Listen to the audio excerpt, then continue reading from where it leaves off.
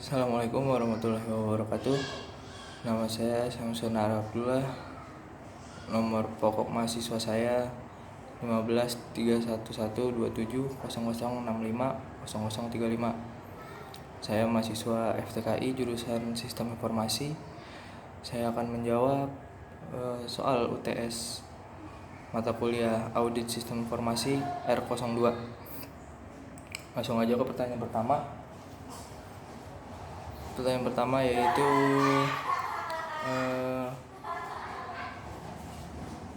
penjelasan tentang audit sistem informasi menurut para pakar ahli. Yang pertama itu ada Alvin Arens dan Hemes Lubeck. Menurut mereka, audit sistem informasi itu ialah pengumpulan dan evaluasi terhadap bukti untuk menentukan derajat kesesuaian antar informasi dan kriteria yang telah ditetapkan. Hal ini berarti dalam pelaksanaannya evaluasi itu dilakukan mengacu pada sejumlah kriteria untuk menentukan derajat kinerja yang telah dicapai. Nah, yang kedua ada Ron Weber. Menurutnya, audit sistem informasi itu ialah proses mengumpulkan dan mengevaluasi fakta untuk memutuskan apakah sistem komputer yang merupakan aset bagi perusahaan terlindungi, integritas, dan terpelihara, sesuai dengan tujuan organisasi untuk mencapai efektivitas dan efisiensi dalam penggunaan sumber daya. Jadi audit sistem informasi itu proses pengumpulan data bukti untuk menentukan apakah suatu sistem aplikasi komputer telah ditetapkan dan menerapkan sistem pengendalian internal yang memadai, semua aktiva dilindungi dengan baik atau disalahgunakan, serta terjaminnya integritas data.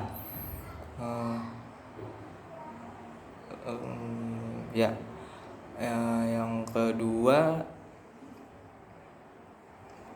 penjelasan terkait mengapa dan kapan dilakukannya audit. Mengapa dilakukan audit? Dilakukan audit sistem informasi itu karena merupakan sebuah kegiatan yang melakukan pemeriksaan untuk menilai, mengevaluasi sebuah aktivitas atau objek. Dan lanjutnya, kapan dilakukannya audit sistem informasi itu? Dilakukan audit sistem informasi itu ketika kehilangan data atau kerugian, lanjut kesalahan pemrosesan komputer, misalnya pengambilan keputusan yang salah karena salah informasi, dan juga misalnya karena kerugian akibat penyalahgunaan komputer. Lanjut ke pertanyaan nomor 3. Kode etik sistem informasi. Kode etik sistem informasi, integritas auditor mutu internal. Melakukan pekerjaan auditor dengan kejujuran, tekunan, dan tanggung jawab, mentaati hukum dan membuat pengungkapan yang diharuskan oleh ketentuan perundang-undangan yang sudah ditetapkan. Sadar tidak boleh terlibat dalam aktivitas ilegal apapun atau terlibat dalam tindakan memalukan. Terus menghormati dan berkontribusi pada tujuan yang sah dan etis dari organisasi tersebut. Yang terakhir, jelaskan akibat atau konsekuensi penyalahgunaan komputer. Akibat atau konsekuensi penyalahgunaan komputer.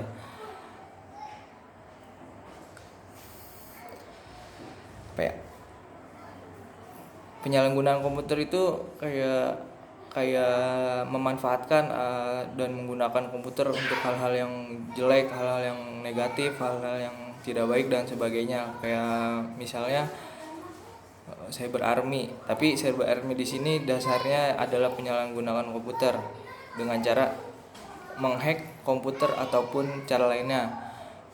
Itu merupakan kejahatan yang perlu ditangani dengan serius. Dan dalam mengantisipasi hal ini perlu rencana persiapan yang baik sebelumnya. Kenapa? Karena kejahatan ini potensial yang menimbulkan kerugian. Kerugiannya pada beberapa bidang, kayak misalnya bidang politik, bidang ekonomi, sosial, budaya yang yang signifikan dan lebih memprihatinkan dibanding dengan ledakan bom misalnya. Nah, akibat dari penyalahgunaan komputer ini seperti kayak mengarah ke hal-hal yang kurang baik, seperti ya kayak tadi yang menghack juga, misalnya kita bisa jadi jual barang-barang ilegal, barang-barang black market, kayak ya pokoknya yang barang-barang legal yang enggak ada bea cukainya dan lain-lainnya. Dan juga kita contoh buat kayak anak-anak yang di bawah umur atau siapapun itu, mereka dalam penyalahgunaan komputer itu dapat membuka situs-situs yang konten-konten yang nggak pada umurnya, kayak membuka situs-situs porno dan lain-lain yang kurang baik buat anak-anak yang di bawah usianya, yang masih belum cukup umur gitu. Udah ya, dan cukup sekian yang dapat saya sampaikan. Semoga bermanfaat, khususnya bermanfaat buat diri saya sendiri, karena saya juga masih banyak belajar. Dan saya ucapkan selamat menjalankan ibadah puasa. Mohon maaf lahir dan batin. Assalamualaikum warahmatullahi wabarakatuh.